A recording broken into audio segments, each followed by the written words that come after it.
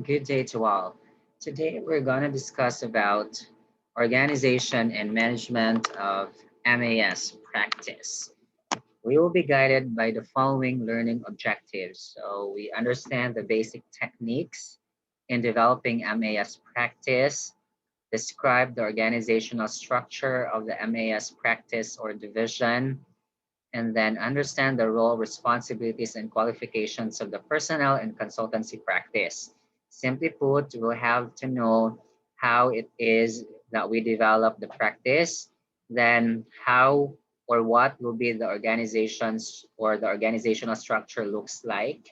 Then, in terms of the roles, responsibilities, and qualifications of the personnel or staff or whoever will be involved in this practice. If one wishes to be a consultant, then he or she must have the following. If you can recall in our videos prior, we have known that actually the skills have been also discussed or have been discussed exhaustively. So these particular characteristics actually are not new things to us. So example of that will be the assessment on the talents and expertise. So this is on the competence. Then we also have the interpersonal skills on communication, both oral and written, in marketing for sales. Then this is now something that is in between or something inside the consultant, that is the ability to focus on a project and carry it to conclusion. So this particular ability is something that is innate to a person. There is concentration or focus and then wanting to really finish it. Then these last two are on the professional characteristics of a consultant. There is objectivity, being unbiased or impartial to certain matters about the consultation, and then there is evaluation in the business and the professional judgment that is to be involved, not personal judgment, but based on the profession. Then, in terms of the field or the specialization in which we can do consultation or consulting practice.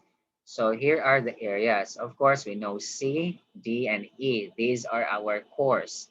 But this can be done as well in engineering and industrial management, as well as the other fields. So this is not just limited in the business world. However, this is actually something that is to be realized that because the field or specialization would involve money, then that's why it would really boil down to financial matters or business matters, whether we like it or not.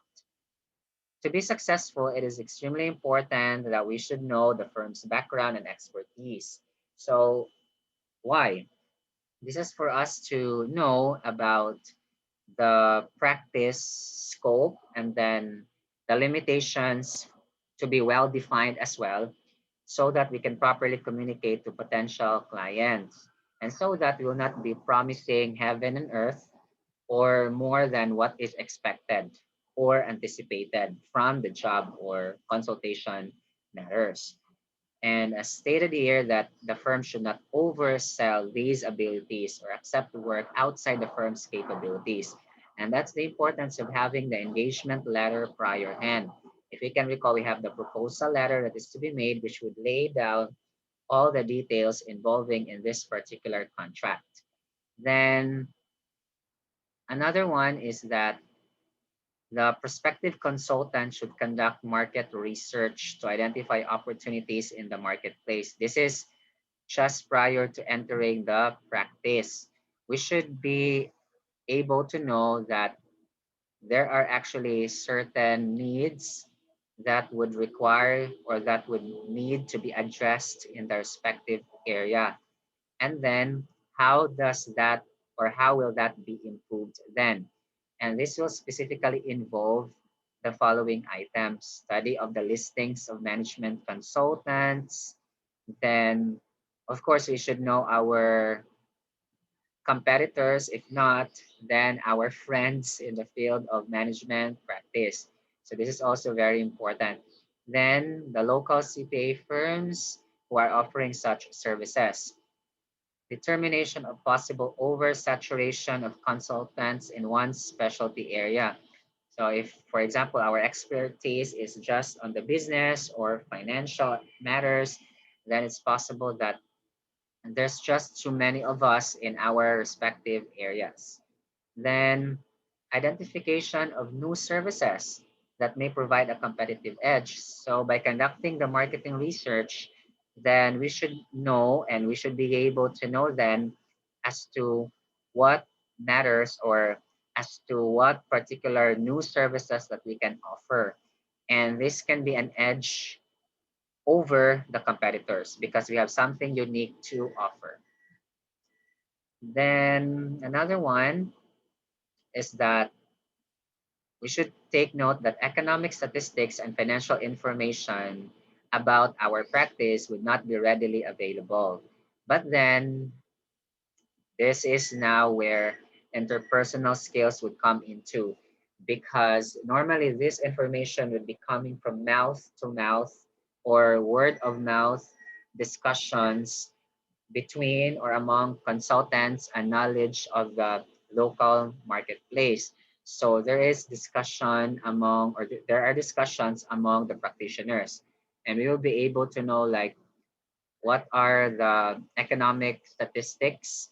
So the details about, for example, the clients, possible or probable clients in the field. So are they large entities? Are they small or medium sized entities or even the micro entities? And how much?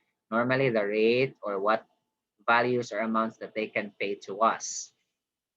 So this is very important because we would be able to know as to the services that we will be providing to them in terms also of money matters. So how much will we charge to them and how much that they can afford. So it will be awkward that we are providing or offering services that the market cannot actually pay for or buy for. Okay. Next is quite frequently a consultant gets started when his or her clients indicate that they would like to use his or her talents as a consultant. So this is now the onset, and this is something that is frequent or frequently happening. So we would begin if somebody believes in us that we have the capabilities and talents. This limited number of clients will provide a sufficient base for the individual to get started and maybe even keep busy started or starting on a full-time basis. So from being just a part-timer, later on will become a full-timer. In any case, there should be a practice development program. So we should be able to make this program to target potential clients. In other words, there should be a periodic assessment of the needs in the market. Are there any changes? Are there any potential new endeavors that we can provide to them? Because there are already changes that took place in such. So we cannot be obsolete also in terms of the services that we provide and in terms also of the knowledge that we would impart to. And that's why market research is very important. We said that a while ago because market research is going into the target market, knowing their needs, and before we provide our products and services to them, or making or developing such products that would answer their particular needs. Every practice needs to have a continual flow of work and steady stream of new opportunities and new contracts. Otherwise, our business would end. So if we don't have something new, so how can we continue? How can we proceed with our engagement? So it will end. Some effort has to be made to reach out, contact potential clients, and make them aware of one's consulting services. So this is very important as well, guys, that we have to extend our efforts to them.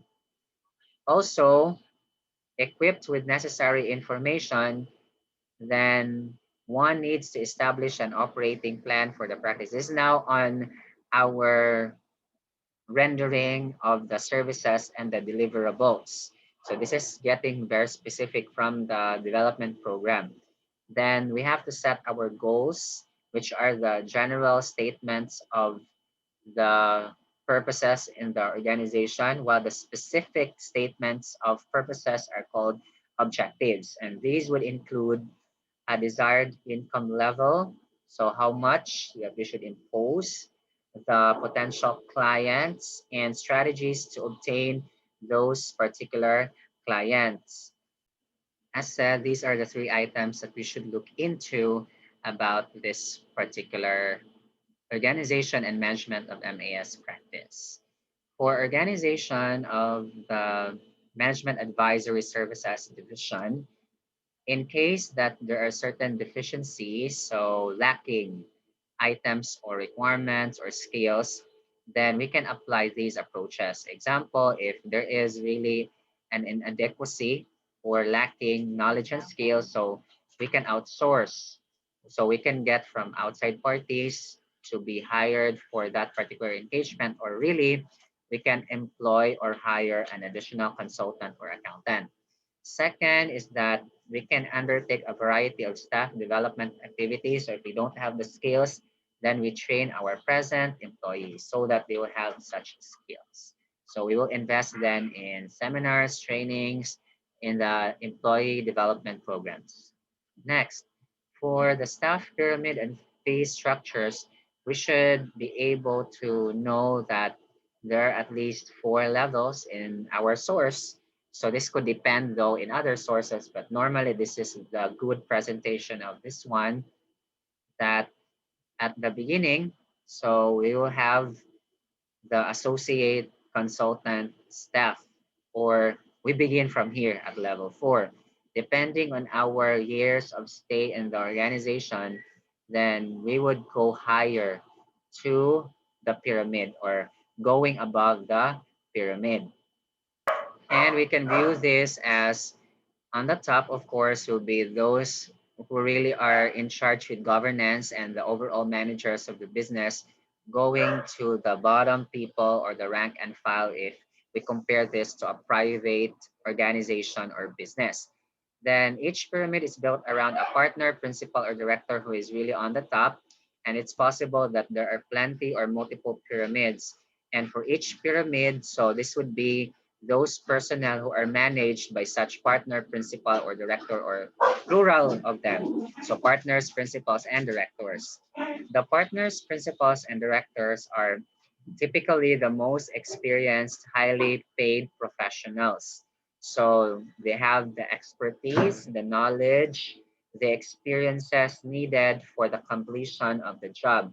They would ensure that the engagements are done, are successfully completed, and they deal directly with clients and for selling the work. And then these are the principal activities of partners. Such would include performing practice planning, administering and developing practice, then consulting with top client managers. So normally if there are concerns with the high-end clients, so the partners, principals, and directors would be communicating and dealing with them. All engagement reports will be approved. So normally the partner actually has, or the partners and all of them have the necessary permits and licenses and accreditations needed for the engagement. So example, they have the BIR accreditation, the BOA accreditation, SEC accreditation on top of all the licenses applicable like the CPA license, and then depending also on the case for legal services, so there would be the lawyer's license or licenses. Then at the next level, next to that, going bottom, so we have the senior managers, and supervisors in charge with the week-to-week management of the engagements. They would be identifying new client prospects, assisting the sales process of the partners, principals, and directors.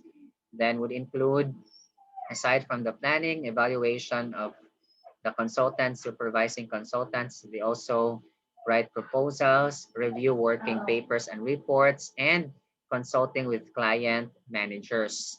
So they are also actually communicating with the client's managers, but then subject to the evaluation and report of the partners, principals, or directors, and or they also serve as an expert in one or more applied knowledge areas. So in fact, if we go back to the pyramid, is the reason that At the bottom of one partner or principal or director, there are actually 1 to 3 of them. So they're experts in various fields. Then they have the experience. Then they could be successful middle and top management or managers.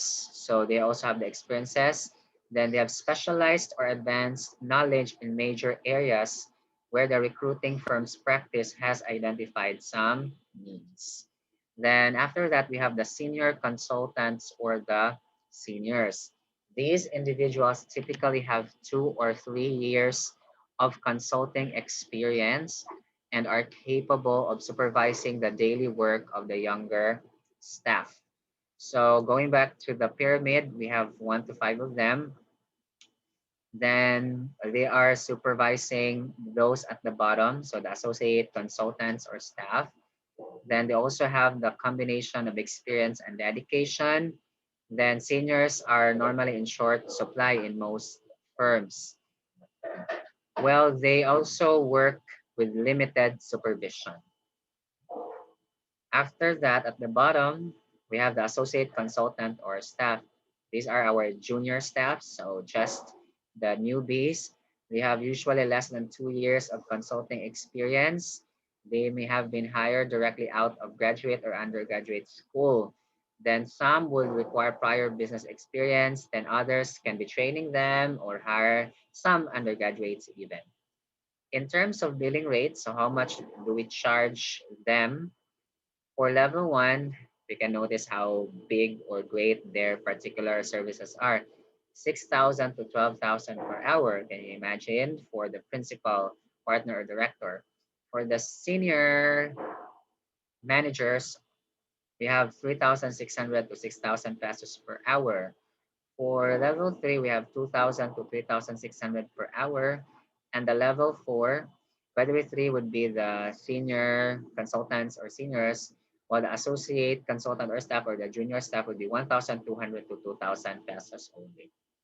But still, that's quite big considering that it is per hour. So by this, I think we will be really engaging ourselves and we could be producing more people who could be doing the MAS services or the management advisory services as well as the practice, knowing the financial matters. Although in real life, I would say that it is quite that challenging and difficult to really be able to look for potential clients, knowing that there could be again potential oversaturation, and we are not the only CPAs actually in the field. And besides, we are still building our names. There are also auditing firms who are already able to establish the names and they were able already to communicate with potential clients prior to us. So in reality, this would be very challenging, but rewarding. All right. So thank you very much for listening. Hopefully you will learn and you learned something from this session. See you in the next series of videos. Thank you very much and God bless us all.